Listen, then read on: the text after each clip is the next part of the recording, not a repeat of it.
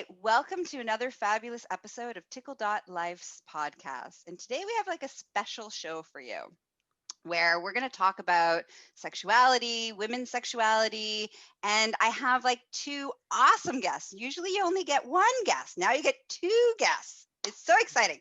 All right, so I'll start. I'm Gaia Morrissette. I'm your hostess with the mostest. And who wants to go first? Shakun, let's start with you. Who Hi are you? there. Tell the audience who you are and what you do. I'm the founder of Tickle.Life, and my name is Shakun. And thank you so much, Kaya, for having me here. And I'm really excited to finally be a part of Tickle.Life podcast. I'm really looking forward to this this episode. So thank you so much again. Oh, you're welcome. All right, Angel. All right. I'm Angel Russell. I use they, them pronouns. I am the creator and content producer, blah, blah, blah, all the things behind ProfessorSex.com. I am a certified sexuality educator, and I'm also a certified sexual assault victims advocate. And I'm super excited to have you on the show. This is the first time you and I have ever interacted or met. Yeah, I was going to say, like, I see your face everywhere. And so it feels like we know each other. But I realized until this morning, I was like, we've never spoken. We've never spoken. This is very exciting. It is very cool to make this connection. So it's a very kindred spirit feeling. Yes, Shakun, thank you for the matchmaking. Okay, so let's talk about sexual education. Let's each share. We're going to share our own personal stories about what our sex life with sexual education was like as a kid. So who wants to go first?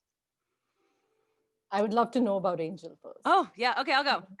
So this is always fun for people to hear about, I think, because, and sorry, Mom, if you hear this, I never want to like sound like I'm disparaging my roots, because I'm not, but I was raised by two youth pastors. My mom was a women's minister. My dad was the music minister in our church.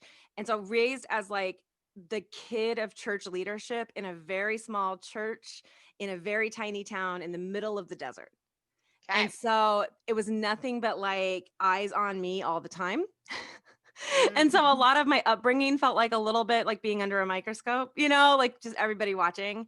And that did translate into messaging I got about sex education. So we didn't really get sex ed in school. I did remember one Nova Miracle of Life video where we got to watch a baby being born. And that was purely horrifying. It was 8th grade and I wanted nothing to do with it. And my parents were sex positive in that context. So they were very like they would make out in front of us all the time. And they were very like, you just wait till you get married, because then it's going to be awesome. So the message was wait till marriage, but the message was also like, it will be awesome. So it was very like, I think unique in that way. Like it wasn't this sex is only for making babies.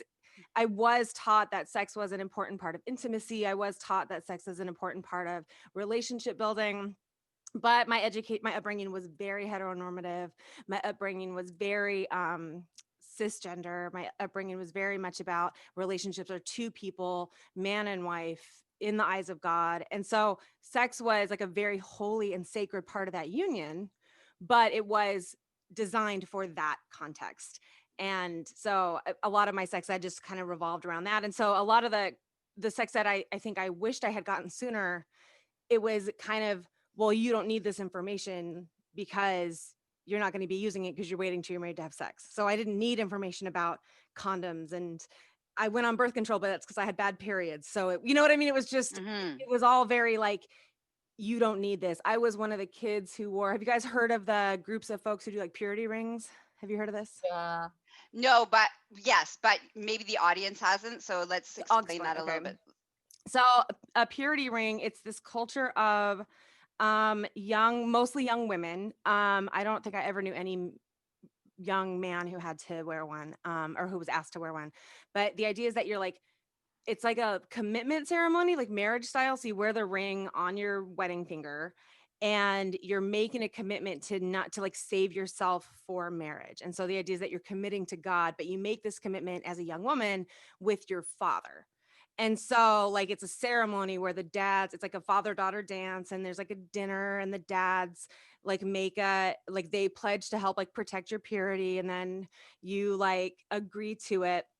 And so that was a big thing in our church, was we had these purity pledges, and I did have a purity ring. It was a beautiful ring. It was like a little heart, with like the design was like a gift wrap, and it was like a little gift wrap heart. And it kind like, I think about it now, and it doesn't sit with me as being like an authentic part of like my sexuality, but like I did think the heart behind it was really precious. It was very, it was meant to be sweet, I think. Mm-hmm. But I think it didn't unpack a lot of what's true for how people have sex. You know what I mean? Like, it just was very like, it really was hard selling abstinence, and it was very skewed towards the girls. So the boys didn't make the same, they were kind of, there was just this idea that like boys will be boys, kind of. And so all the virginity messaging and all the purity messaging was all, the audience was the girls in the room. And so, yes, it did apply to the boys, but also not, it was girls who like had this gift they were going to give away, or it was going to be ruined. Did you want to give your gift to someone that wasn't your husband? You know, it was very like towards, so yeah, that's the environment that I got sex ed in. Thank you so much for sharing. That's awesome. All right, Shakun, you want to talk about your sexual education in India? You know, while hearing to Angel, what I can say is the ways might be different, but the information and sex ed was so similar. You're women, you can't go and buy a condom. You know, while growing up, we used to watch Hollywood movies, and we would see, the characters making out, kissing, and we all would be, oh my God, I wish I could go to US, or I could go to, because Hollywood was US, so that I could at least show public display of affection, because it was so not accepted. You're growing up, you look at men, you look at boys, and you're just like, oh, should I talk to him? And they're looking at you, and should I talk to her? But you just could not talk to each other. So sex was something, you're going to have it once you get married, but you're not going to express it openly. So you do not hold hands, you do not kiss, you do not even say I love you if you want to. Whatever happens in your bedroom. So that was the So was there a belief around that what happens in the bedroom, that everything's available in the bedroom, or that it own like you're not even allowed to do some of that stuff in the bedroom? See, Gaia, the thing is, you have to be married.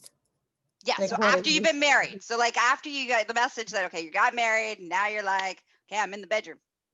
what are you allowed to do in the bedroom? And then you just like, you just figure out, because there's nothing called sex ed in the real sense. You are taught in school, like at least I was taught in school. Like I discussed with you, I went to a missionary school, and a priest came to teach us sex ed, where they showed us a video, and there was a big utensil, and and the message was, if you have sex before you get married, you will go to hell, and this is what happens to you in hell. You're fried, and you're eaten by devils. So I feel like I've seen that video. Yeah, maybe something very similar. Maybe because that's what I'm trying to say. The messaging has been so same, and a guy, to answer you, we don't know what consent is. We still do not know what consent is. So when we do not know what consent is, what happens in the bedroom, we don't know.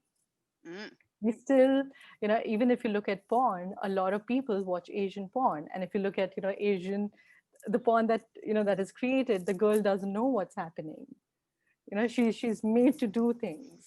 It's the same. The guy knows everything. The guy has experience. The woman is not supposed to have experience. She's supposed to be a virgin when you get married. So that's what I'm saying. It's so interesting that I do see that there's so much which is similar. Only expression and language is different.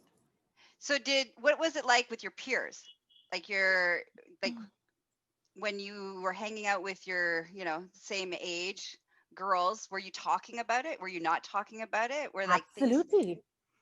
Absolutely. Which one? We were talking about it because see, what is being told to us not to do, we all would be curious of what is happening. Yes. And we all were developing. We all, it was the age of globalization. We're getting to see things, we're getting to experience things, but we're not supposed to do them. Mm-hmm. So What when you're not, yeah. I was going to say, so an Angel, what about you? What were your peers? Oh yeah. There was definitely, so, I had a group of friends. It's interesting that I didn't, we didn't talk as openly about sex. There was always a context. I've never had that question come up before, but now that I'm thinking back on it, I'm realizing we all had like our wedding journals, like our wedding, like our, like the you were planning the wedding of your dreams as like a little girl.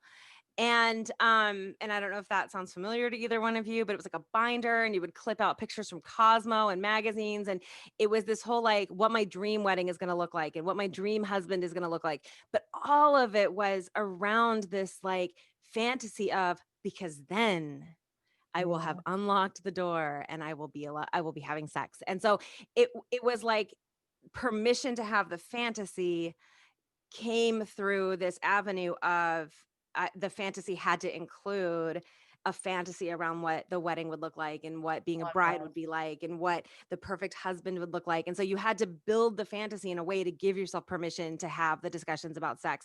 So we didn't talk a lot about, I remember sneaking a lot of peeks at like Cosmo magazine. Like I loved going to the doctor's office with my mom because they always had like Cosmo and Maxim. And I just thought that was the like greatest content in the world. Like, again, looking back, not necessarily in line with my ideals, but that was it. That's how I got my sex ed. I don't think baby Angel would ever have dreamed of looking at porn. I think I would have just shriveled up and died. But I was very that was the closest thing I could get to porn, was how openly they talked about sex.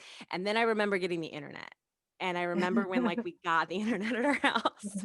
And I remember that I spent, God, my parents, I probably put my parents through so much. I don't know how much they knew about, but like looking back now, I was not a safe internet baby. I spent a lot of time in instant messenger chat rooms having virtual sex.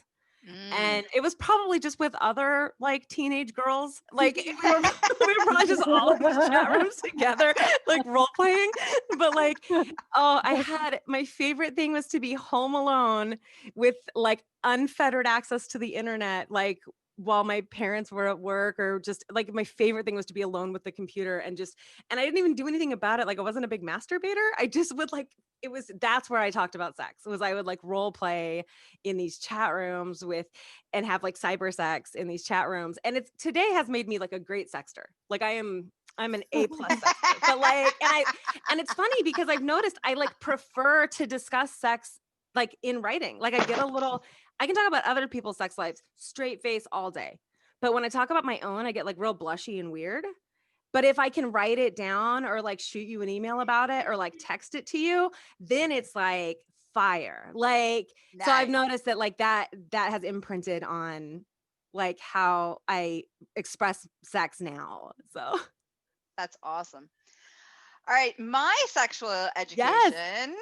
Yes. So I grew up in a Catholic school, so I had like a very strange kind of world. So at home, I had like a super open household. Like we could talk about sex, we could talk about anything, like it was completely open. My mother had every religion possible book in the bathroom.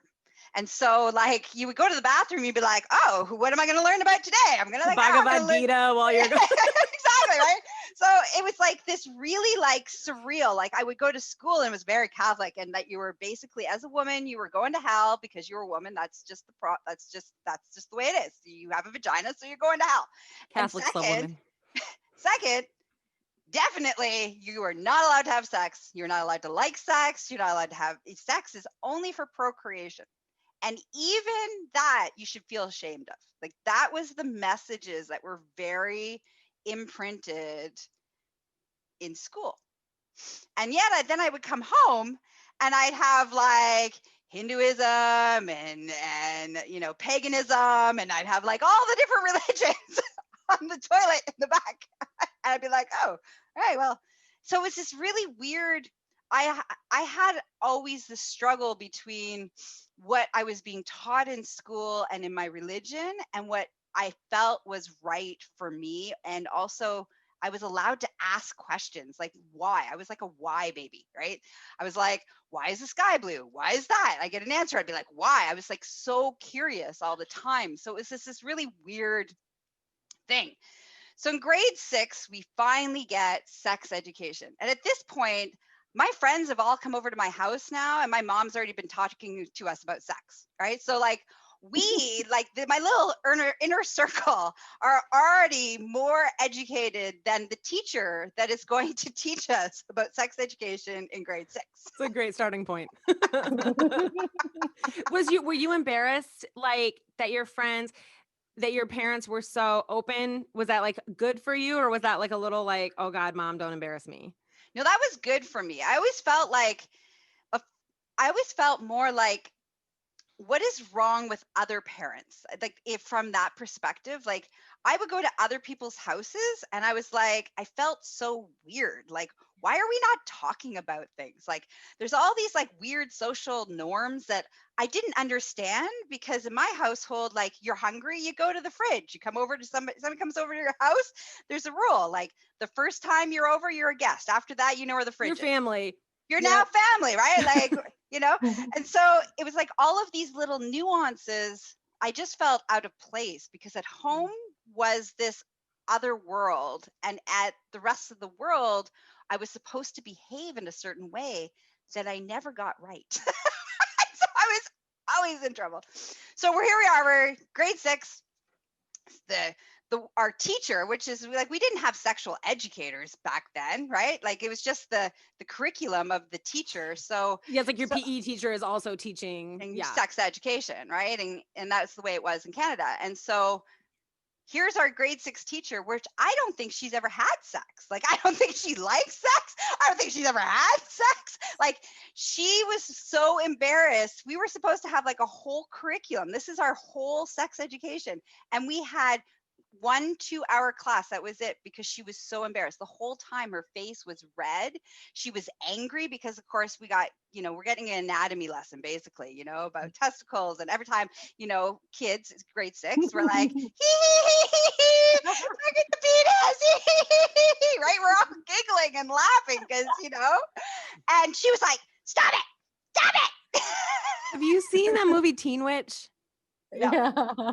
Okay, yeah. So, Gaia, you got to watch Teen Witch. It's terrible. It's like very campy. But there's a scene where the teacher's doing the sex education, and the class is just harassing her, and they're like chanting condoms, and she's like, "Just take it seriously." Like, that's pretty much what sex education was, and that was it. Like we didn't get anything else. That was like grade 6 was our one opportunity, and the teacher failed.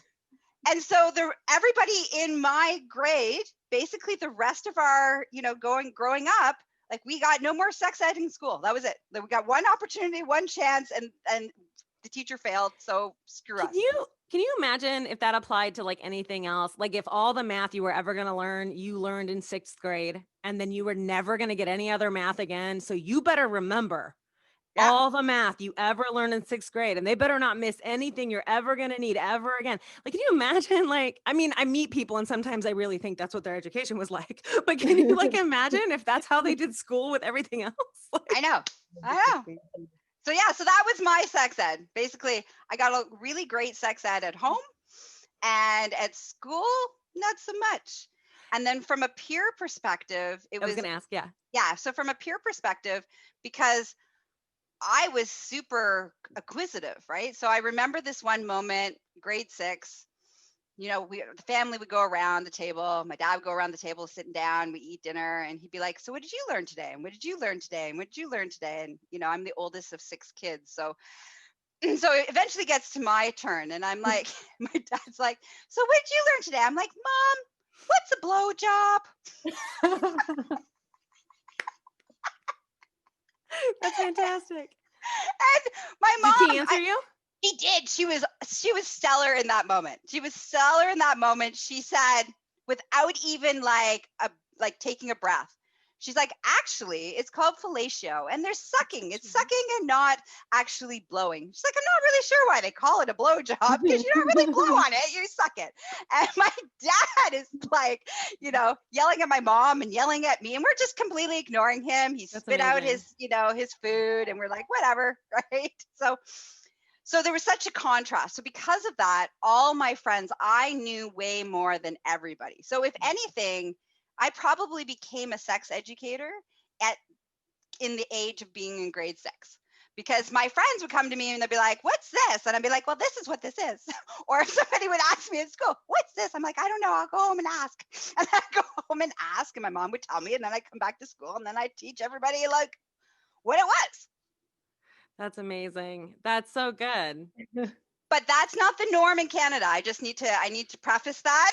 That's probably not the norm anywhere. It would be cool if it was. It's like that show, Sex Education. Yeah. That's, I mean, we make that joke with my son a lot. My son is more like the child character in Sex Education, where he's a very reluctant member, or like he loves what I do. He's like you were saying, he doesn't understand other people's parents. He's like, what is going on at other people's houses? But he also does not think his friends could handle like knowing what I do. So it's not that he's embarrassed of me. It's more that he just like doesn't want to deal with the like drama. So when he was in 5th grade, so my daughter would have been in 2nd or 3rd grade. And they hand out Valentines at school still when they're in the lower grades. And so we're all at the table and we're all making Valentines for everybody to take to school in the morning, because it's the last minute, because that's what we do. And somehow they brought up, I have a sticker on the back of my car that's Reed Mahalko's like sex geek sticker. And it says, and it was on the back of my car for like so long. And you don't think about your bumper stickers, right? Like they're on there and then you forget about them. And the kids were like, yeah, so when you drop us off, other kids go, haha, that car says SEX. And I'm like, who has time to read my bumper stickers in the drop-off line, for one? But I was like, okay, is this new? And they're like, no, it's been all year. And I was like, well, why didn't you say anything? And they're like, well, we didn't want you to feel bad. And I was like, well, I don't want you guys getting picked on. And they're like, well, we don't care what a bunch of kids think. Like, and they were like protecting me, because they thought, and I think my son just like internalized that. And so he's very protective of me. And so I think he's worried that his friends will like tease him and that I'll feel bad about it. So, but he's going to be 14 and he's starting to lighten up a little and he's asking more questions. So excellent. I try to ask my nephew, hey, do you want to know about something that you know you cannot ask your mother or anyone? And he was like, aunt, no, sorry. You know, you're in that. I don't feel comfortable talking to you. I was like, hello, I run a sex tech startup. Please ask me questions. But I don't think so. They believe in me. No cool Aunt Shakun, huh? Not at all. Well, it was really interesting that it was almost like my mom was super awesome with me. And then it just became like, then she got lazy, and then it was just my job to educate all of my siblings. So like at each one of them, when they got to that certain age where they were starting to date boys, I'm like, okay, it's time for the talk. You know, my siblings are like, I don't want the talk. I'm like, I don't care. We're having the talk. Yeah, that's why I tell my kids, I'm like, sit down, we're doing it. And like the 4 of us will just sit in the kitchen, me and Steve and the kids, and we all sit in the kitchen. And it's great because as much as they're like, I don't want to do this, then all of a sudden they're asking questions. And yeah. And I remember teaching my sister, I'm like, okay, so here's how you have sex with a boy, and then here's how you have sex with a girl. She's like, I'm not going to need to know that. I'm like, you don't know whether you're going to need to know this or not. So years go by, I get a phone call. She's like, thank you so much for teaching me that. I just had sex with my first girl. I was prepared. I was totally prepared. Nothing like thinking about your sister the first time you have lesbian sex.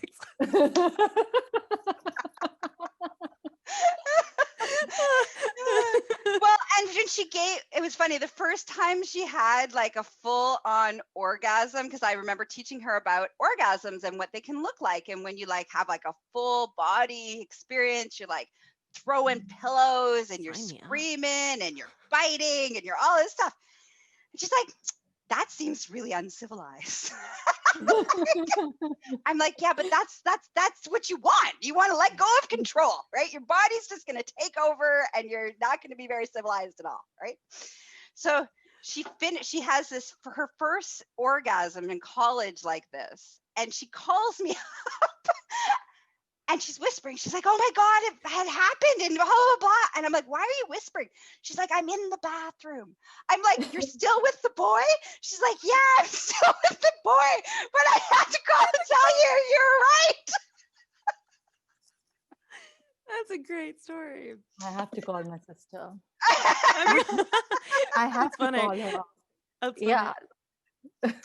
So let's talk about some of the struggles that women have around sexuality in society across on a global level.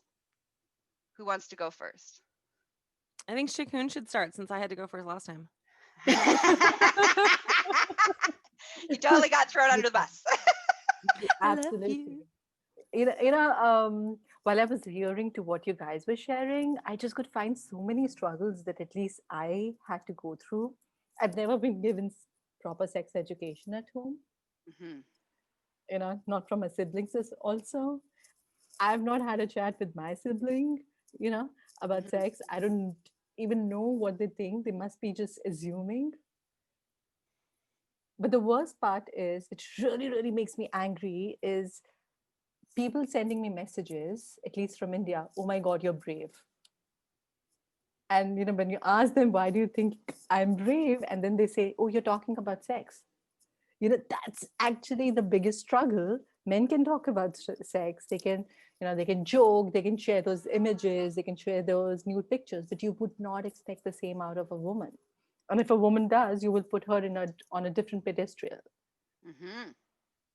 And I have a feeling, or actually I was completely amazed, thinking that might be a very Indian thing. But now, thanks to the exposure, I see it happening global. I just think that women are not different. Women are still treated the same. They are not at par with men or even at par with any other gender. Women are women. You're supposed to be weak. You're not supposed to know things. Or if you know things, that means you're unique. And sometimes unique is used in a negative sense. Yeah, Yeah, that's what I think. Like here, a lot of my friends, a lot of people around me get married early, just because one is they want to have sex, or second is their family think they might end up having sex, so might as well, And just imagine, you just let go of a lot of things that you were supposed to do. You have kids, you're the one who has to sacrifice. You can't expect to be very vocal about your sexual needs. And if you are, then you're going to get like hundreds and thousands of, messages on your, in your inbox that, hey, I find you hot. Hey, I want to do this. I want to do that. And I actually saw like a screenshot that Angel shared on Facebook. I saw that this morning too. I'm like, yeah, let's talk about penis pictures, the random penis, sensual penis pictures that get sent to you because you talk about sexuality. I'm telling you, Steve is a saint. So my husband, he filters all of our excuse me, all my email from the website goes, if you are on the website and you click email us, it goes to Steve before it comes to me. He's like, Angel, you have no idea the amount of dick pics that I filter out of that you never even see it come in. So all these dudes are sending dick pics to my husband and they don't even know. So, and I just always think that's the funniest thing, is that my husband's inbox is full of dudes with hey baby. And they think they're talking to me. They're not, they're talking to my husband. And I just get a lot of glee from that. And yeah, I mean, every time I open up my messenger, I'm like, okay, I know. This is what, if it's not somebody who I know, I'm like, open it up, look through my fingers. I'm like, oh, okay, all right. Yeah. And it's a really it's one, I'm gonna, it's traumatic, it's disrespectful, it's harassment, It is it's, harassment. if you exposed yourself publicly, there would be criminal charges in Canada anyways, there'd be criminal charges for that. So why is it okay to just send it over to randomly to the internet? And it's a space around, I think, again, that women are here as sexual gratification. We are here as objects. We're not Yeah. here as sexual beings that are part of sexual interactions, but we are the objectification of what it is that, because they found us attractive, that therefore we need to do something with that. And I think that on a global level, I think that's more of the issues, is about how we see women as women's sexuality, women's sexual empowerment, our ability to express our sexuality. That's, I think, more of the problem. And I think the reason why we fear that is because there's nothing more powerful on the planet than somebody who has embraced their sexual empowerment Yeah. and their voice. Because you can't control them, you can't suppress them, you can't own them. And that's terrifying. And so, systematically throughout history, that's what's been done. And that's what's been done to women around the best way to oppress us is to rip our sexuality away from us, of a place of an empowerment. So there, I got on my little diatribe. No, it's like, Next. yeah. I mean, it's interesting. Like when I think about like barriers for women, in sexuality, and I think about like the double standard, what men can get away with, of what men are allowed to do. And I guess I want to build a little bit of a fence around it. I actually don't identify as a woman, but I was raised as one. I have very feminine expression. And so in that sense, I very much can relate to like that part of it, where I wasn't raised in an environment. I wasn't raised in the boys' locker room. I wasn't in on those conversations. But if I had to have this conversation a year ago, I might have had a different feel for it. But I've worked at a rape crisis center for a year. And so I get to see a very dark side of the side effects of this messaging. And this idea that, and it's not that, and yes, men do get assaulted. Yes. Like, it's not that women are, but assault is very much about power. And it very much does come from this messaging that the power lies. We mostly tell men that they're the ones who have the power. Yeah. We mostly tell, well, what we say is like the power is in whoever has a dick. Like, that's what it boils down to. It even reduces men to their penis. Like, it doesn't even honor men's humanity and men's sexuality and men's fantasy and men's emotions. Like, even the full range of how men would express is so limited, because I used to think, oh, it's just this Puritan thing. I was just raised in this really like tight bubble. But the more I have conversations with people, everyone is saying the same things. There's like this echo that we've like boiled sexual power down to one appendage, and we put so much there, and then everything else is like like secondary to, or like submissive to. So like all the power is here. And so when you think about and I think that's why feminism and like the vulva as imagery are very tied together, because not because all women have a vulva, but because for a really long time the messaging was, you have a penis, you have the power. And so there was a sense of, well, we're taking power back. And it was a counter imagery, if that makes sense. So yeah, I think talking about pleasure, and talking about pleasure for bodies of the vulva, and talking about pleasure for feminine folks, and talking about expressing sexuality in a way that is feminine applies to men and women, because sexuality is very openly talked about in very masculine terms, very dominant terms, and very like sweep her off her feet terms. Well, what about her? What if someone be swept off her feet? I like being on my own 2 feet, whatever. So this idea that like that the feminine is less than, inferior. And so it's very, yeah, I think that messaging is. Yeah, and that has actually formed a gap for women, as to what they really want and what they've been brought up thinking that they want. Mm-hmm. And that's so large that, it will take so much time and effort to actually fill that. Like a very interesting example, I was talking to somebody who's into pharmaceutical, and they are creating products for libido, for women libido. And while talking, the kind of inputs that these guys had, they said that most of the products which were for libido, men buy for their wives. I was like, what? They said, yeah, men buy for their wives. So when we create them, we market them for men. I was like, but how does that make sense? If a woman is supposed to have those, then why not, He said, because women do not know.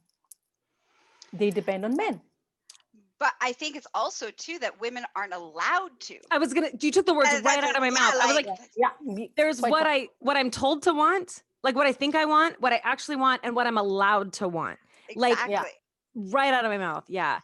Because we kind of coming back to this whole empowered space, right? When you are fully empowered, and we're talking about owners of vaginas right now, okay? So all the owners of the vaginas, right? When we're tapped in, we are connected, both like on an emotional level, on a physical level, on a spiritual level, that everything starts and ends there.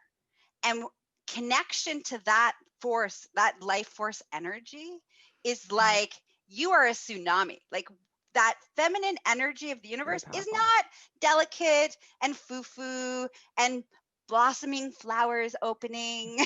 No, it's forceful and powerful. Yeah. Yes. It's like a tsunami. It creates life. It creates life. And it can also destroy life. And both of those things are power. And it's in that place of, but we're not allowed to find that. We're not allowed to find that within ourselves, because if we find that within ourselves, change happens around us. Our relationships happen around us. How we see the world happens around us. What we no longer put up with changes.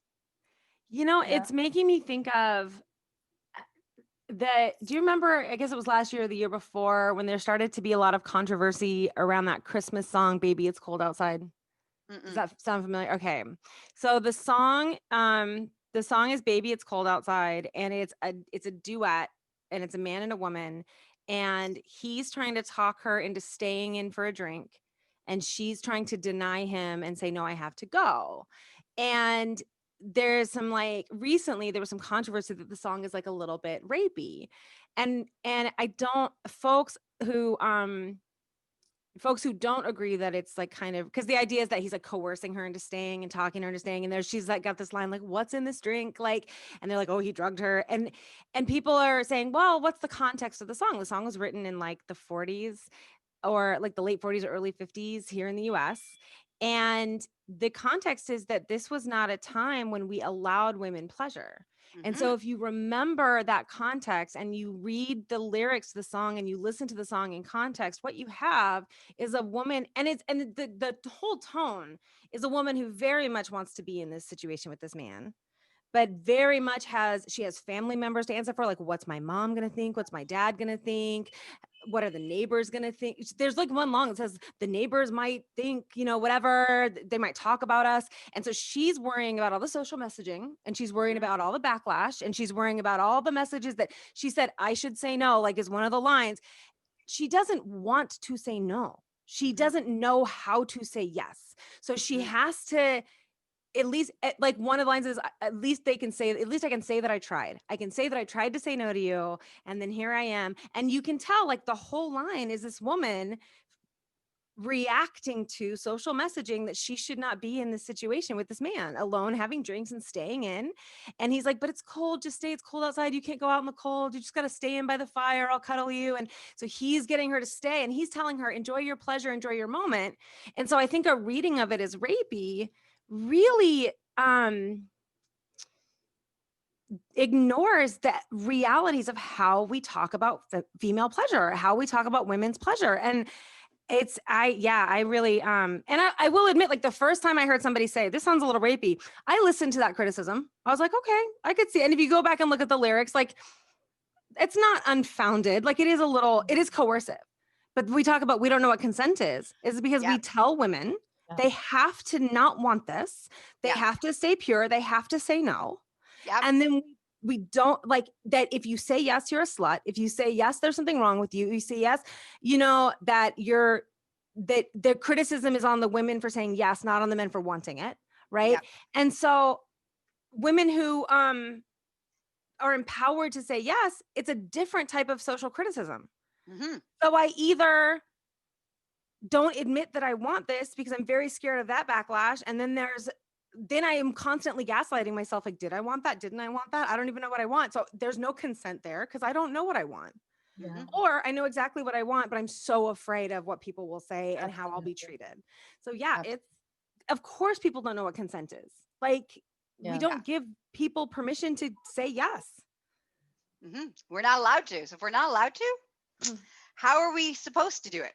And the consequences is more than my desires, is more than, okay, my desires say one thing, but society says there's something wrong with me for having those desires. There's something, and there's going to be consequences. There's going to be consequences from my peers. There's going to be consequences from, I'm going to be ruined. I'm like, all of these things around female sexuality is all about, you're not supposed to want it, like it, and not really you're not supposed to give it away until you get married. And then you're married, then you're supposed to want it all the time. And you have to, and you never say no to your husband. And then you never say no. So that's the second message. So it's like, now you're not allowed to have it. You're not allowed to want it. And then you have to want it. A magical switch just flips and you want it all the time. And there's something wrong with you if you don't, and you owe it to your husband, because it was his to begin with and you saved it for him. So it always belonged to him even before he knew you. So it's his to take whenever he wants it. Like marital rape laws is a whole podcast. Don't get me up on that soapbox. Like, so yeah, we don't. If I can add something to it, I'll also add from the, from the men's point of view. They've been brought up to expect. Mm-hmm. Yes. So when you're brought up to expect, you actually do not know what to do with a woman who knows what is right and what is wrong, or what do I want and what I do not want. Mm-hmm. And, and even the woman has been brought up thinking that the man would never get it. Even if, so there's always so much tussle with communication. Mm-hmm. And when that happens, relationships do not survive. Mm-hmm. And it's also like sometimes I really feel comfortable if I'm sitting with a woman and she'll be very, very explicit about what she needs, what she wants. She will be very loud about it. And I'm not somebody who is. So I would feel a little uncomfortable. Oh my God, is she making sense or is she not making sense? Is she just going with the flow because the world is talking about women and their rights? Or does she really mean it? So these questions starts coming in. So I always believe that we have to, and I really loved when you gave the explanation of that song, that, like now you understand that, everybody has come from a different place altogether. So at least in India, people are going out, we've started getting into live-in relationships, we have boyfriends, we have girlfriends, we have, relationships before marriage, but we still come with a lot of hassle and a lot of baggage. Some of us might still be lying at home that, okay, you know what, I'm staying in a live-in relationship. Or, oh my God, I have a boyfriend and I would not introduce that unless I'm really serious about him. So I'm just saying it's very interesting to start finding that level or that, point that it is not yes or no. Yeah.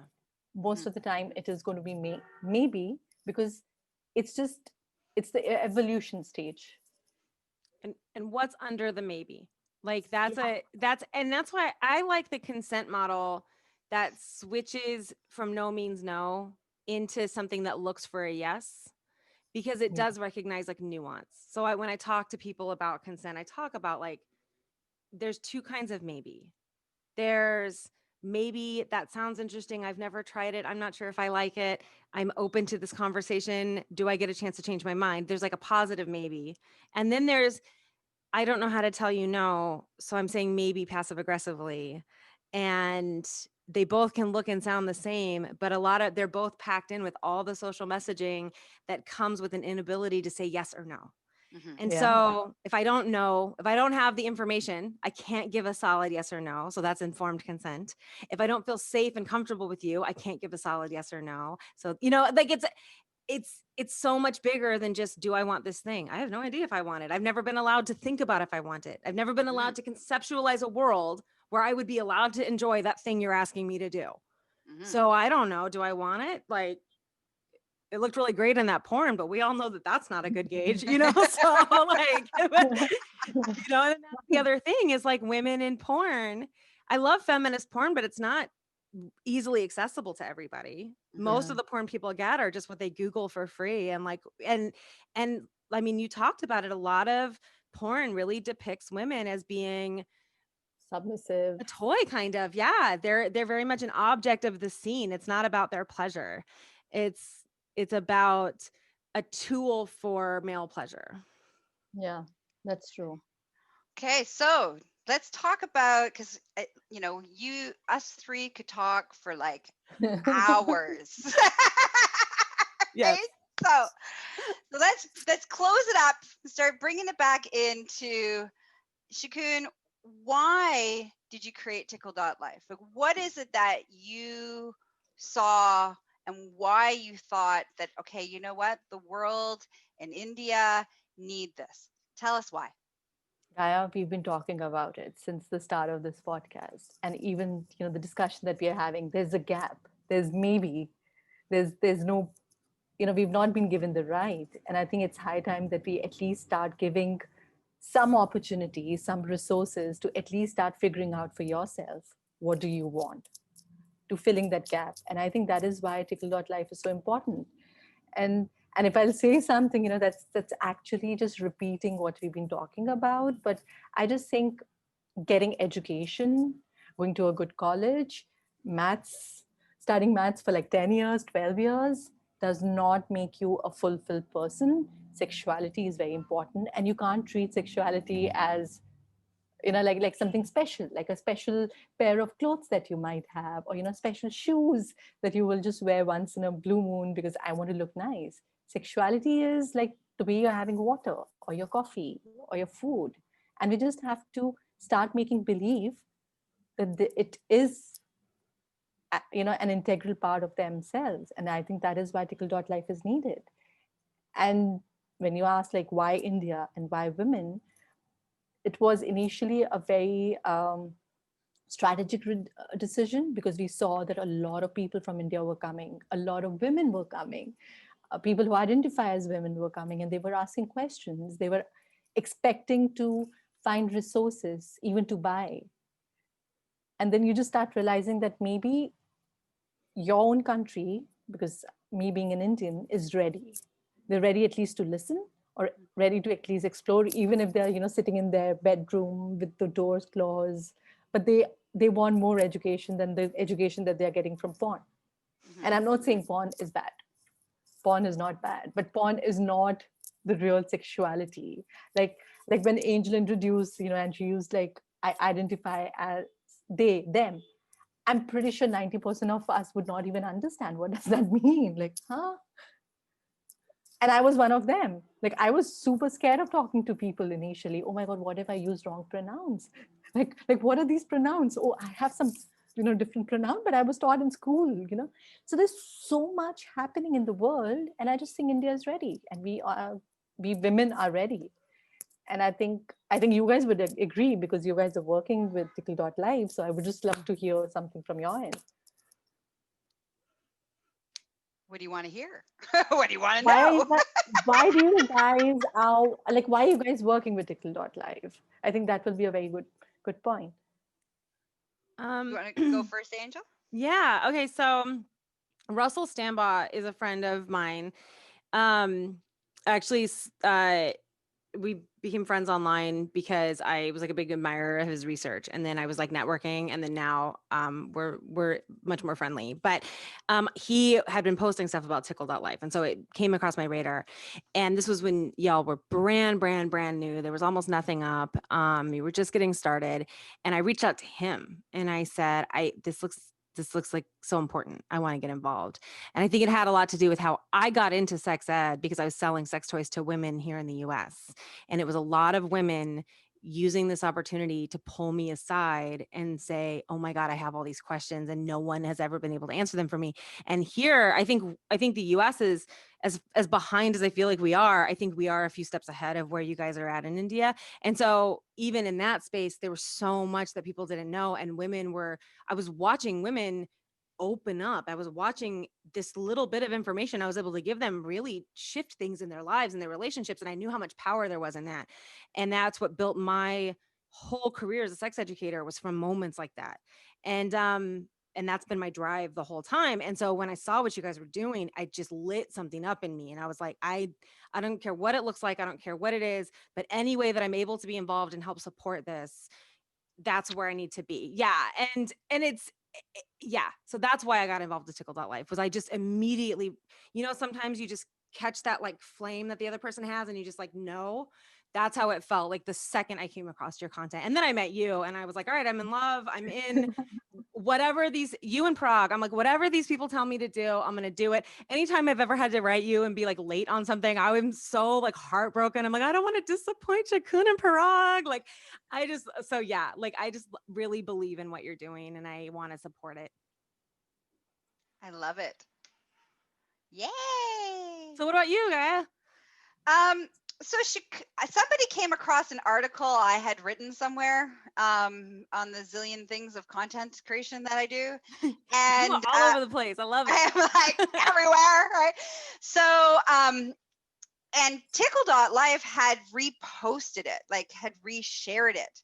And I was like, and I reached out and I was like, hey, thanks, man. Like, that's awesome. Thanks for, resharing this. And then that's when Shakun reached out to me and we had a conversation. And what lit up for me was the fact that this amazing woman going against cultural norms, because, I'm all pro like rah, empowerment, and especially female empowerment. And I was like, you go, girl. Yes. What do I need to do?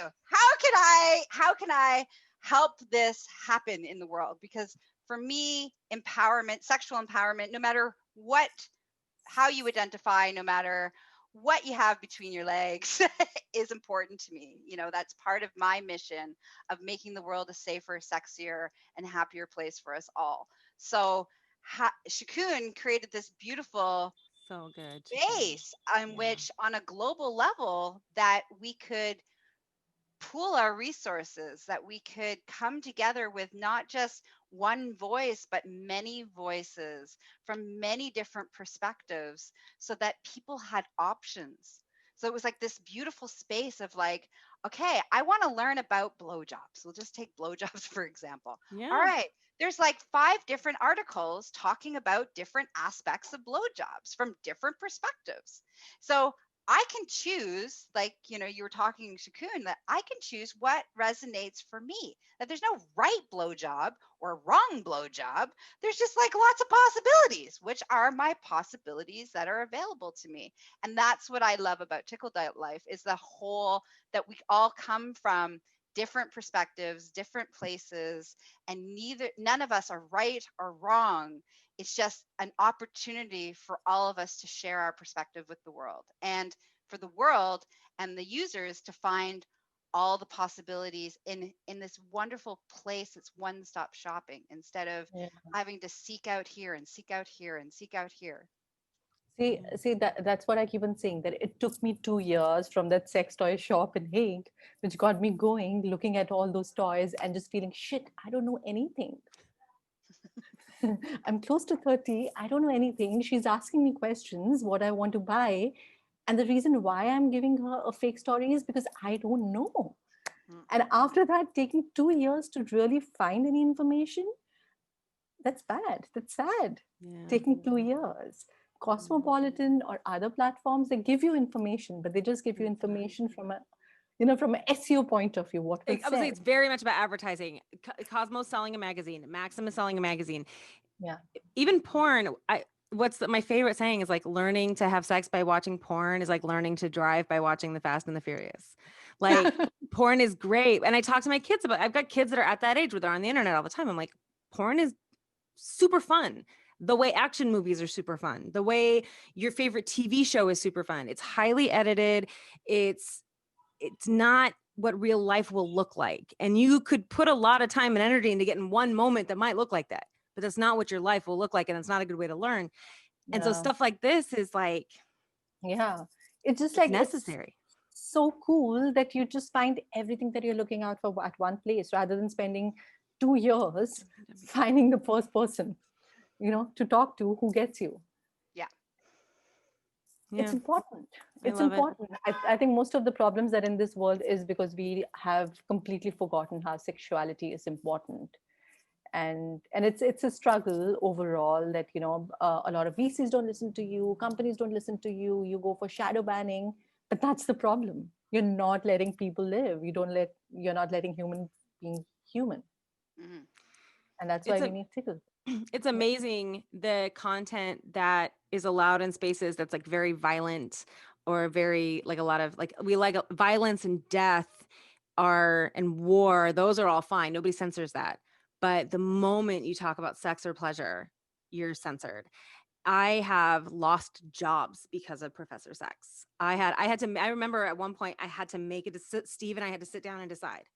Either I abandon Professor Sex and try to get the best money-making job I can that just has nothing to do with sex ed, or I commit that this is what my life is. I stop hiding it on my resume. I stop hiding the website from people.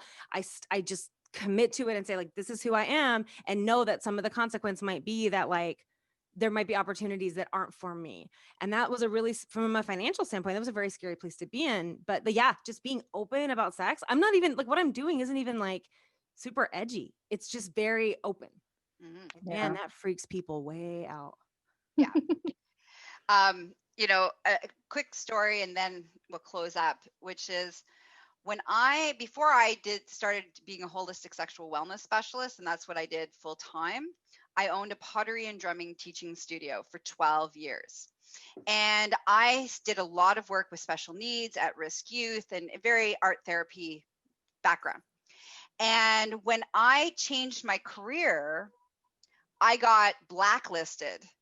So even though for 12 years, everybody in the community loved me. Somebody had special needs, send them to Gaia. Somebody's kids having like issues, send them to Gaia. All this stuff. And when I came out as this is the career change I was doing, I got completely blacklisted because all of a sudden there was fear that even though for 12 years you entrusted me with your most fragile, delicate, like sacred honor of being around your people. And now because I talk about human sexuality, that I'm a predator or that there's something wrong or that there's something that I'm going to do that before I did this work, I wouldn't have done. And so it was a really fascinating, like, again, that piece of like, honoring and like, all right, well, I'm in this full, like, I'm like, that's it. My old career. All right, let's do it. Here we go. Here we go. Right? I am now officially, it is all about sexual education and healing. Yeah. So amazing. But it is amazing in that piece that no matter where we are in the world, our own fears and the things of the imprinting that we've been taught on a social level is that sex is bad, sex is dirty, sex is something that we need to fear. Yeah. And pleasure is not okay. And so that's why we need Tickle.Life. That's why we need all of us who are stepping into the world to be like, all right, so this is Shakun, why people send you messages saying you're so brave. Yes. Because it's scary. It's scary. And it is brave to make this choice. Yes, because it does close other doors and it is an adventure. And you probably have already seen that people just respond differently to you when you openly advocate for sex education, pleasure-based sex education, even if the pleasure is like subtext. Yeah. The moment you empower people to learn to honestly and openly learn about their bodies, learn about their sexuality, and acknowledge that, like you said, sex is part of everything we do. It's not this thing we keep hidden away. It's a whole part of who we are. It should not be a revolutionary statement. It should be like, I have human sexuality and I have elbows. It should just be like a thing, but it isn't. And until it is very brave what you're doing. I think we're all in a space where we're living. Everybody is brave. Like I'm in awe of all of you. Your story, Gaia's story, it's just like amazing. Really believing in an idea, believing in your thought process, believing in humanity. It's amazing. Mwah. All right. So, our audience, thanks for hanging out with us. I hope you learned lots. I hope you were inspired. I hope you laughed. I hope you're like, woo. I hope you're a little shocked because that's important too. Yes. Right? And make sure that you listen to all the other fabulous episodes of Tickle.Life's podcast. And make sure you go hang out at Tickle.Life. Thanks for being on the show. You guys were amazing. Yes, Thank you. awesome. Thank you. Mwah.